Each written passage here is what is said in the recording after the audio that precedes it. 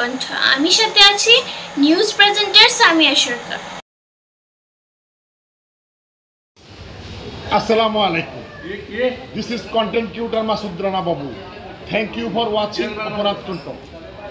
নরসিংদী সদর Panchdona union 5 bug Beparipara গ্রামে তালাকপ্রাপ্ত স্বামী তার স্ত্রী মাহফুজা বেগম এবং ছেলে মাহফুজকে কুপিয়ে ফাতা ফাতা করে রক্তাক্ত জখম করেন এই পাষণ্ড স্বামী। একজন স্বামী কিভাবে স্ত্রীকে এভাবে কুপিয়ে রক্তাক্ত জখম করেন এবং তার 20 বছরের ছেলেকে ঘুর দিয়ে পুচিয়ে রক্তাক্ত জখম করেন। বর্তমানে মাহফুজা ও তার ছেলে মাহফুজ মৃত্যুর সাথে পাঞ্জা পড়ছেন নরসিংদী সদর হাসপাতালে। এই ব্যাপারে তার আত্মীয় স্বজন ও আসামি সুমন মিয়ার পিতা সে কুলাঙ্গার পুত্রে বিচার চেয়েছেন। মাসুদ রানা বাবুল, অপরাধ কণ্ঠ, নরসিংদী সদর হাসপাতাল, নরসিংদী। আমি আমার কি মন জানি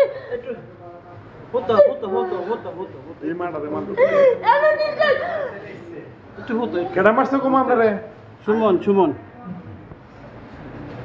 যাতে কথা কয় যাতে ইয়ে নাও শুনো কথা কন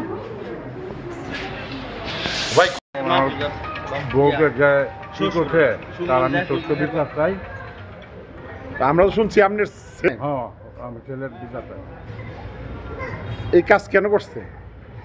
কেন করতে স্বামী স্ত্রীর ব্যাপার অন সপ্তাহ আমি করতে পারি না আগের থেকেই এটা ঠিক আছে।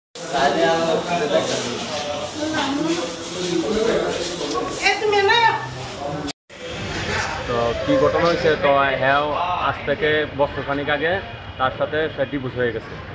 তারাই অনেক নির্যাতিত করতো আর তাতে সমিতি থেকে টাকা এমন 7টা সমিতিতে টাকা তুলছে, টাকা তুললে সে চলে গেছে। এরপর আমার বোন এই টাকা পরিশোধ করে এবং কি কুড়ে কি সে মতো এটার জন্য জেলও খাটছে। তারপর জেল খাটার পরও তার এই টাকাটা আমরা সবাই মিলে তার এই টাকাটা পরিশোধ করছি।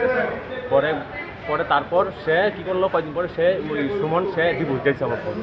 ডিভোর্স দিচ্ছে পরে 3 মাসের ভিতরে আমার ছোটো বোনে আবার আনছে পরে তার কাছে আবার টাকা পয়সা চায়। তার কাছে নিজের টাকা পয়সা বড় ছিল, তার সব কিছু টাকা নিয়ে গেছে, তার মার দূর করছে। পরে আমার বোনপুরের থেকে তাকে ডিভোর্স দিয়েছে 1 বছর আগে।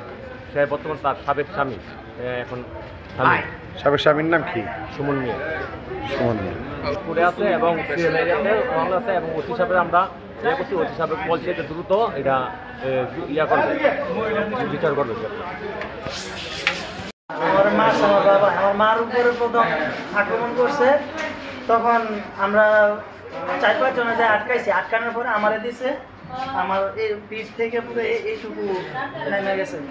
আপনার বাবা কি আপনাদেরকে ভরণ পোষণ করে? ভরণ পোষণ কিছু দেয় না, আজকে প্রায় 7-8 বছর যাবৎ এই অবস্থা, ভরণ পোষণ দেয় না। আজকে আমরা বাড়িতে গেছিলাম, তো আমরা জানি না উনি যে ওইখানে আছে।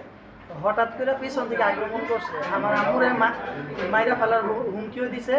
তো কপাল ভালো যে পিঠ ছিল ওই দিকে, না হলে গলাতে পোজ দেওয়ার নিয়ত ছিল ওনার।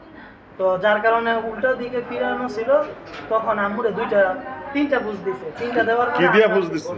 অস্ত্রটা আমরা ধরতে পারি নাই, অস্ত্রটা আমরা ধরার আগে পুকুরে ফালাই দিছি। না অনুমান কি এটা? অনুমান সম্ভবত ঘুর বা কোনো কাটার ব্লেড। তোমার যে বুঝ দিছে তুমি দেখছো নাকি ওষুধটা দিছে? না, হাতের মাঝে এইভাবে ছিল, শুধু মাথাটা বের করা ছিল, এমন ভাবে দিছে মানে দেখা যায় না।